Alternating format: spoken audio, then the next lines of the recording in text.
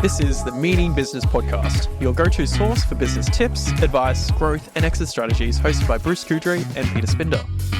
Each episode, we bring you real stories, expert insights, and practical advice to help you succeed in today's market. Let's dive in. So welcome to Meaning Business. This is the podcast for people who are looking to get into business or own a business. And I'm back with Keith Bird again today. Look at us go, back by popular demand. Yeah, that's right, back again. Popular demand. The demand has been off the charts. So, yes, you wanted more, you got more. And but I thought we'd talk today, Keith, about customer service. Yep. I guess, you've had in your experience, you've been in sales, you've sold thousands of cars, you've sold petrol and chocolate bars and car washes and car detailing and rent cars and car parts and everything that could go wrong, you've sold. Yep. And so customer service would have been a fairly important part of, the way you do things. And the focus has really changed. The focus is really heavily on customer service now. Yeah, right, yeah. I mean, any manufacturer or organisation or whatever, they mark, people get sent these surveys and, how'd we go? Do we do a thing that you liked? And so, the focus really is on customer service and customer retention. Actually, let's start with that because Google reviews are such a hard thing in our world, but they're so important. Yep. When you go into a foreign town, you want to go to a restaurant, you just look up the Google reviews and you rely on that, even if it's, may not be accurate. I have a theory on that. This might surprise you. Mm. Well, you have a theory on it. That's good. They're good. Well, with surveys and reviews, you're going to 100% of people who aren't happy are going to fill it in. Yes. Right? 100%. Always, yeah. So, and I'll do it. I'll think, that was okay, you know what I mean, or whatever, and I'll leave the business or whatever, and I'll think, that was okay, and I may not go back there, I don't know, it was, whatever, move on. And then a week later, I might get a thing and then pop up on my email going, well, how did you think it went? I went, I'm going to tell you what I think, right? Here's my chance, and I'll tell them what I think. And so I think in every business that happens. So you're going to get 100% of the negative surveys, and what that means to me is you've really got to offset that with the positive surveys. It's just really hard. I mean, the company that I work for will have a 95% pass rate. 95%. Not bad.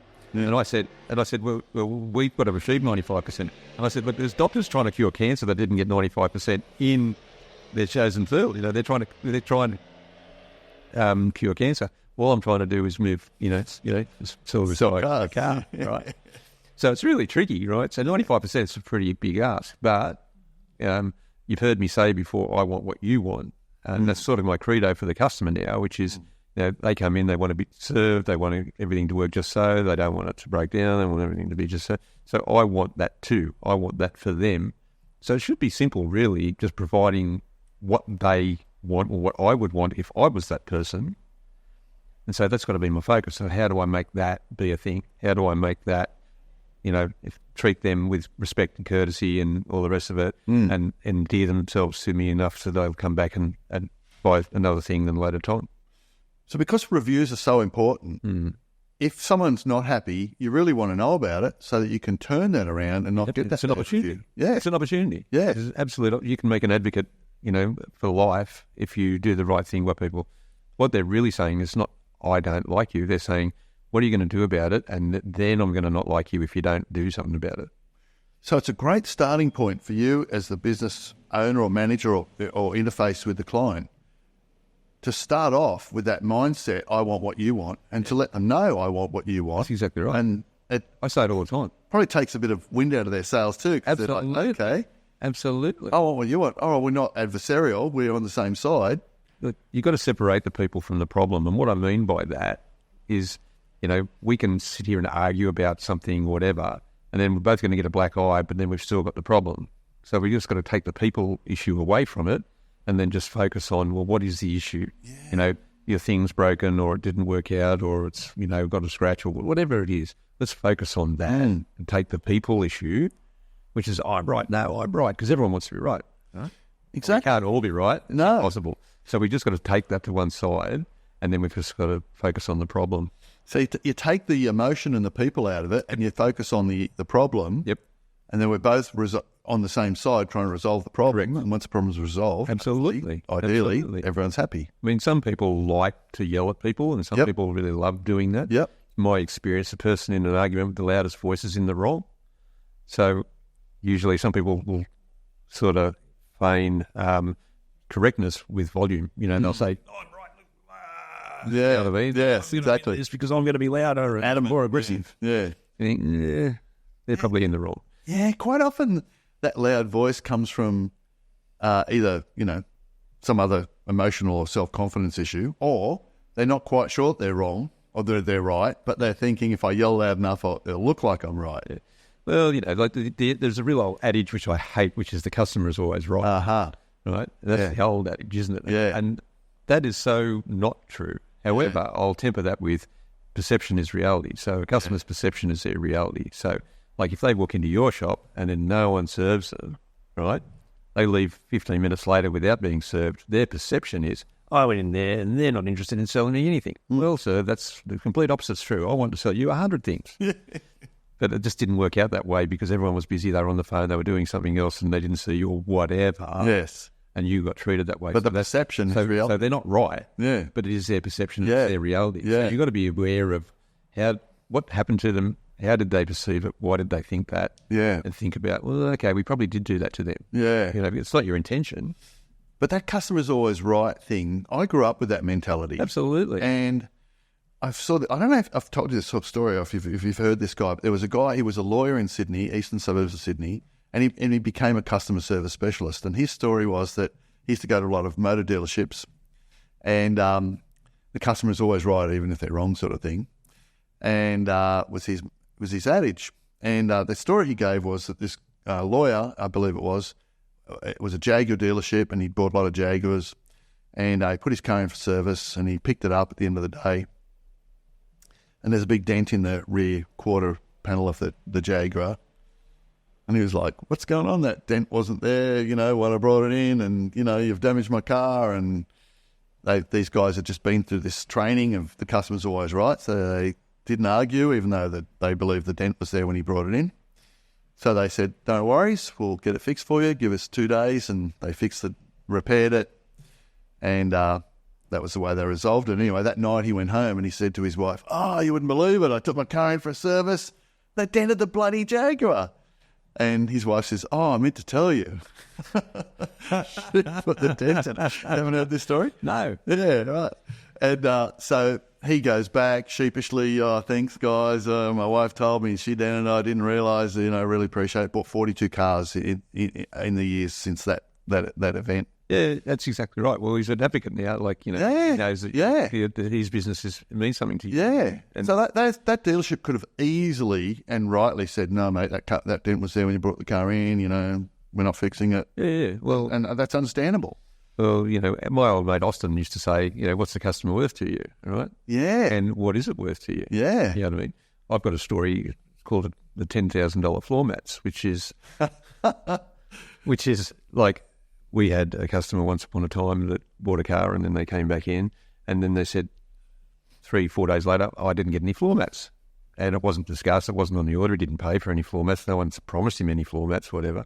And the salesman didn't bother asking anybody else. He took it upon himself. He goes, well, you can go down to spare parts and buy some floor mats. It costs you $150 or whatever, which the customer did. But then he got his survey, right? And he gave us an absolute lambasting in the survey, right? It was horrendous.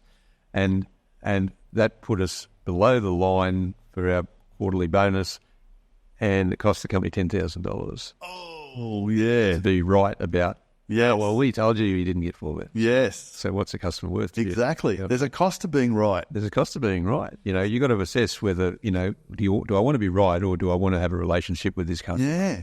And you've got to ask yourself that question. And I mean, I'm not suggesting that we just roll over and do everything that comes our way. You got to temper that with some common sense. Sometimes people will take advantage. They will. Oh, absolutely, they will. Well, like the guy there, but he thought he was right. Yeah, and that's what happens.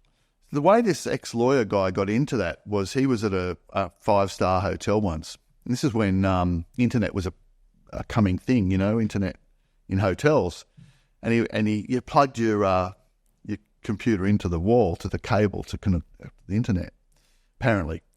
And he couldn't make it work. So he goes, gets the guy to come up from the desk, and the guy comes up from the lobby or the reception or whatever, comes up and he goes, mate, it's this simple. You just plug this cable into this here, push that button, you're right. You're an idiot sort of thing. And off he walks. And that lawyer said to himself, I am never coming back to this hotel again. That's exactly the whole chain, never. It's done. Yeah. He was wrong. Yeah. The guy was right, but he was made to feel like an idiot. But it's interesting, isn't it? Because, like, you telling me that Jag story, I can tell you a similar story. It happened to me years and years ago. I won these tickets to go to, I think it was a Rocky Horror Show, I think it was. It might have been Greece. Anyway, it doesn't really matter. Anyway, and they said, you got to pick him up at the door. So my wife and I went all the way to Sydney, and got to the thing. Oh, we had our tickets, you know what I mean? And they go, no, can't find him. And they got to a point where I'm like, I need to see the manager. I've come all this way. I brought my wife, and this is, you know what I mean? So because I thought I was in the right, I'm the customer, and I thought, like, there's my tickets. I'm just supposed to be at the door, blah, blah, blah, blah, blah. So anyway, they finally shut me up, and they gave us some seats. We got these really good seats, it turned out, and they got these great seats. We had a great time. They had an intermission. In the intermission, I come out, and there's some people there I knew. I thought, let's go and talk to these people. Anyway, those people's parents worked at the same place I did. They'd seen the tickets come in the mail, and they'd given them to their kids. Oh. So they were there on my tickets. Right? And because I believed that you perception, my perception was my reality. Yeah.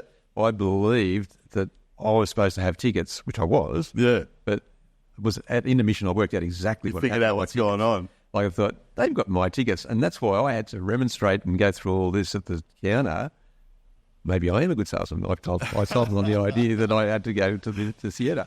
But I bet you spent the second half of that show feeling different about those tickets. I was so cranky. I thought you were going to say, by the way, it was the wrong night or something. No. But it is. But I was it's easy if you think, like, and that's what customer perception was, that they had to have tickets at the thing, and it's my reality, and it wasn't right. Speaking about customer service, do you remember we had a car wash we used to have where we worked? And sometimes people come through the car wash and they come out the other end and the car wash scratched my car. And I don't know if you remember this, but a guy came through with a black Valiant once. And do you remember? No. Okay. Right. So our friend Alex, and the guy comes out and goes, hey, mate, the car wash scratched my car. And we're like, oh, that's weird. Because if it was going to scratch, it would have done it parallel, because the brushes rotated horizontally. It would have had it horizontal. Anyway, I had all these scratches on it. And Alex steps back and goes, hang on, mate. Our car wash can't spell F-U-C. Nice try. Nice try. Yeah. You're going to get, and you do get people who are going to try stuff on. That's another part of customer service, I guess, is dealing with those sorts of people. Yeah, well, that's right. That's right. I mean, those sort of people, it's not a problem, because they're not going to be repeat customers anyway, as a general. Right, yeah. Because I was going to ask you, have you had to deal with difficult customers? Yeah, absolutely. Yeah. I mean, but sometimes you generate this sort of problem for yourself. Like, if you stop and think about it, take away separate the people from the problem, you think, we've dropped the ball here somewhere. You know what I mean? But you've got to look at it logically and sensibly, and just look at it as an opportunity, because you can, like you said, make a customer for life if you do the right thing and handle them. And I want what you want. What do they want? Is that a thing that I can achieve? Yes, I can. Yeah. Is it beneficial to all of us? Yes, it probably is. So I remember, I hope you don't mind me mentioning this, Keith, but you were front page of the Illawarra Mercury at one stage. For all the wrong reasons. The guy's name was Barry, was it? It might have been. Did he come in with a baseball bat? He came in with a baseball bat, yeah. That's probably one customer you're not going to turn around. You're never going to turn around. No. I mean, the backstory of that is he had a car that had this intermittent problem, and then, to cut a long, boring story short, we had to order a part from Europe, and it took weeks and weeks and weeks and weeks and weeks. And we fitted the part, and then it went back to the same problem again. So the backstory is the part was wrong, and there was thousands of them all around the world, and they were all wrong, and they were all going to do the same thing. So the new part that you got was as bad as the part same problem, and it's the same part. But we didn't find that out until then, and then he's just absolutely gone off his head, lost it, and he came in with a baseball bat and wanted to just smash things, and we had to call the police and have him arrested. It went to court. Yeah. And we just, we don't normally do that, but we just gave him his money back, because the last thing you need is for him to come back into your dealership. Wow. He said, I'm going to go and buy another brand. I said, good, you can go in with a baseball bat and go and see those guys. You know what I mean? Because the next time a light comes on his dash, he's going to come back in with another baseball bat. Yeah. Which, So you must get the odd difficult client. you do, but I think every business gets that, don't they? I mean, it's tricky. Yeah. But I mean, if And you said before, you're not going to win those guys. You're not going to have them anyway. You don't want them. You don't want them, and they self-identify. Yeah, right. Those people. Yeah. I think it's pretty obvious. Yeah. Who's genuine, who's not, and what There's always some common ground somewhere. You know what I mean? And sometimes you get, you let a customer pop one over you just because you value their clientele more than you value right in this instance. Because you can be right, but still cost you. Or they'll vote with their feet. I'll do it. So good customer service doesn't have to be elaborate. No. One of the interesting things that you talk about is buying a motorcycle. Yeah. Do you want to explain that? To me, it's just such a simple thing and it's so obvious, but I just can't. I've often said, haven't I, I'm going to be the best motorbike salesman in Australia because I'm going to ring people back. It wouldn't be hard. I don't think I've ever been rung back in my life. And I buy a lot of motorbikes, as you know, over my life. Yeah. And I've got to drive that sale every single time, pardon the bad pun. You just have to, it's incredible. So the simple that industry's not designed, I don't know how they work, but... And it's competitive. You would think. I don't know. Or is it? I don't know. Well, I don't get it. Keith, every time you bought a motorbike, no one's ever rung you after you bought it to say, how is it? Or no, absolutely no one. They couldn't care less. Ever. But when you sell motor vehicles, you must ring your have to ring the customers. You have to. We get scored on it. Yeah, right. It's the thing. Like it's, It's such a simple thing. Yeah. But I mean, like I say, I want what you want. Like I want them to be happy, right? Yeah. And buy another one, come back and all the rest of it. So I actually want them to be happy. I'm not doing it because I have to do it. And yes, I do have to do it, but I am genuinely interested. Is there a question they need to answer? Did they work out how all the buttons worked? Have they worked everything out? Is there something that's bothering them that I could help them with or whatever? Yeah. I think, and I'd want that to happen if I bought it. Yeah. You know what I mean? And they don't. And in every business, you could be selling furniture or suits or shoes. If you've got a phone call as a follow-up, I think it'd be A, surprising, and B, great sales. That'd be fantastic. And if you're the salesperson and someone's not happy about something, you'd want to know about it. Yeah, absolutely. And you can get an opportunity to fix it. I mean, you told me the story, like, with your Ducati motorbike, you went in there and they just, oh, good day, mate. And, you went in there 2 days in a row, they didn't even know who you were. And it's Ducati's like the Mercedes-Benz of motorcycles. Like it's a prestige brand and it's a premium product. You would think of all those people that are in that industry that they would care, but nope. And I've bought plenty of motorbikes over the years and I've spent lots of money at motorcycle dealerships getting services and tyres and parts and clothes. And there's not one of them that endear themselves to you in any way, shape or form. You think, wow, I've got to go back there. I am They're just fantastic. a number being processed. I will not go back. No, that's just it's horrendous, isn't it? It really is. And it's hard to believe, like talking to people who are in business or thinking about starting a business or currently running a business, you've got to really think about that. What do your customers think of you? Yeah. But a guy we know mutually, Trevor Jordan, had a motorcycle dealership and he did really well, I think. I think he did pretty well. And I said to Trevor, what did you do? And he said, I used to just ring people and tell them if their parts were in and when their bike was ready. And I don't know. Communication, right? Yeah, exact. Communication. We're in the people business. Yeah. Like I say, you talked about sales before, and we're just in the people business. Yeah. All about people. What do they want? What are their expectations? Can we meet that expectation? So part of communication is, I want what you want. If I can communicate more effectively with that mindset in place in the first place. Correct. If I'm not thinking that way when I talk to you, then it's not going to be as effective as if I'm thinking that way. No. I mean, it should not be adversarial. We should be doing this together. Yeah. You know what I mean? Yeah. Two of us together should be working out how to solve your problem, but whatever that product or service problem it's going to solve, we can do this together. And it should not be adversarial, which is what it often is, because we're opposite, like we are here. Yeah, you've got all the gold, and I want to get some of it. I got to do the thing. That's no good. It's not a contest. Work together. We need to work together. So, we spoke about the guy with the baseball bat. You're not going to win that war. No, we never. But do you think that you have to be a certain type of person to be in customer service to deal with people? Yeah, I think you've got to be. Empathetic, probably not the right word. Sympathetic to their concerns. I think you've got to think about it. But A lot of times they don't, and a lot of people in customer service probably shouldn't be in customer service. Yeah. I remember the time when you gave Natasha, you gave her a sign that says customer service and gave us some boxing gloves because That's Keith's wife. you gave us some boxing gloves to say, complain to me. I dare you. But some people shouldn't be in customer service, and a lot of business owners. Here's a good one for you, a little nugget. A lot of business owners will tell you that customer satisfaction is our number one priority, and yet those principals won't even speak to customers. Yeah. They have nothing to do. They'll Yeah. through. They won't even acknowledge a person. They'll just breeze through, and they won't talk to them. It's not your focus. That's what It's not you're real. saying. Yeah. You're But saying not living that, it. but you're not demonstrating that in any way. Yeah. And you see a lot of that. Yeah. I mean, I know, you, for instance, you speak to all the people, you're a very personable person, but there's some people in business, oh, no, I pay other people to do that. I don't talk to them. But customers are our focus. No, they're not. You're right. You're not living and breathing. Profit is your focus. Yeah. Golf is your focus. Yes. Or whatever it is that you're doing. Right? Getting rich, whatever it is. Yeah. Yeah, and that permeates the people they deal with, and the customers pick that up. Yeah, Yes, it is. Yeah, It does. absolutely. You've got no idea. You've got to lead by example, really. Yeah. In any way, shape, or form, whether you're just a middle management or or you're the owner, you still got to take that example. You know what I mean? So we're going to wrap it up in a minute, and I think it's been really interesting.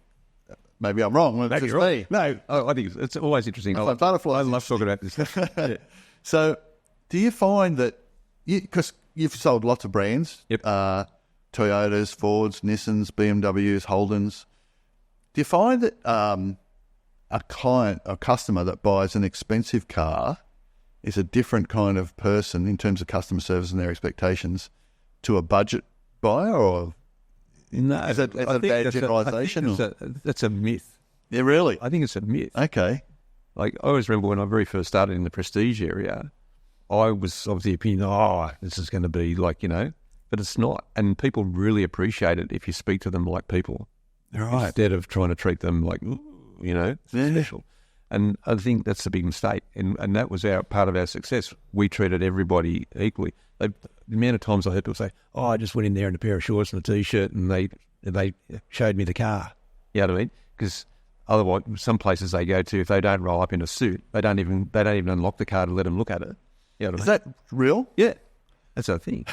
So you don't know who you're talking to. Yeah. Assume anything other than, which is what I've said before, there's two assumptions. They're there to buy something, and when they leave, you'll never see them again. Yeah.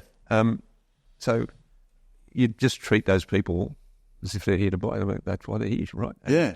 Invariably, they'll talk about that. You'll get a survey come back and they'll say, I just went in there and they're the only guys that spoke to me, the only guys that treated me with respect and courtesy. I hear that so many times, and it's just got to do it. So what you're saying is, it doesn't matter what they're wearing, No, or what sort of money they're spending on, whether it's a it doesn't matter. $400,000 car or a $40,000 car. They don't see it any differently because, they're just in that bracket because of their income or their lifestyle. But it's just, buying transportation. Just happens to be a premium brand. Yeah, right. And they're just in that space. Just treat them the same. It's no different. Yeah. I mean, you can sort of say, I would dress differently perhaps, but you don't have to treat them differently.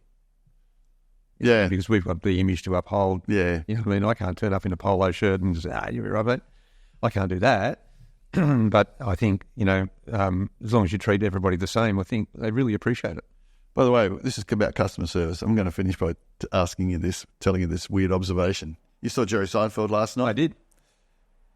I've seen Jerry Seinfeld. Jay's seen Jerry Seinfeld. Every time you see Jerry Seinfeld, he wears a suit. He does. No one in the audience is wearing a suit. No. This is about clothes.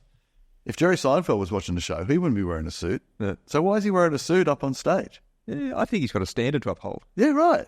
I It's like what you were. Yeah, I think he's got a standard, and I think he set the standard. Yeah. And I think, he doesn't swear in Yeah. the show. Yeah. And, profanity's pretty popular in most comedy. And can be funny. People, and can be funny. and I always remember, I'll digress really quickly. 1,000 years ago, I went and saw Phyllis Diller, Oh, wow. right? Yeah. Dapto Lee's right? Phyllis Diller. And she was supported by a comedy act, and he was told that he's not allowed to swear, right? And his comedy act was terrible because he's built his whole act on Swearing. profanity. Yeah. And it was incredible. And I thought, wow, he was just not funny when he just had to keep it clean. Yeah, right. It's crazy. He just wasn't funny at all because I'd seen him before. Yeah. And I saw him again as a support for Phyllis Dewar. It was incredible. So, and I just think Jerry Seinfeld was a really good job of that. You know what I mean? Yeah, he's got a brand and he's on brand. And I just think, and I think, and he's carved that spot out for himself. But his show persona is wearing a suit, and I think people expect that. If he was out there wearing a T-shirt and shorts, he's not going to do that. It wouldn't feel right. Would it? It's weird. Yeah. If you saw him in a T-shirt and jeans and wore a pair of shorts, you think he's obviously not working today. Well, that's what it is with you too, right? If I come into your workplace and you're wearing thongs and shorts and T-shirt, A, I'd say, aren't you cold? Yeah. And B, so are you working today or not? Back in the day, like I was always in a suit and a tie and everything else. And if I went to Bunnings on a weekend and I was in shorts and a T-shirt, people wouldn't recognise me because I'm out of uniform. Probably a good thing. I could stand right next to most people and they wouldn't know who I was. Yeah. Because I wasn't wearing the uniform. Yeah. So they see me and say, oh, Birdie. Yeah, there it is. I found it. Yeah. Which is not like I am today. But the message you've got out today is, I want what you want. I want what you want. Yeah. Like, that's really it. It's really, really simple. Yeah. We've got to keep it simple. Yeah. Because if we don't, it just gets too complicated. Don't create an argument. Don't create an argument. Just solve the problem. Separate the people from the problem. Don't say, I've got to win at all costs. Because just remember, everybody thinks they're right. You're not necessarily right. You know what I mean? There's someone saying that because he thinks he's right. Yeah. You know what I mean?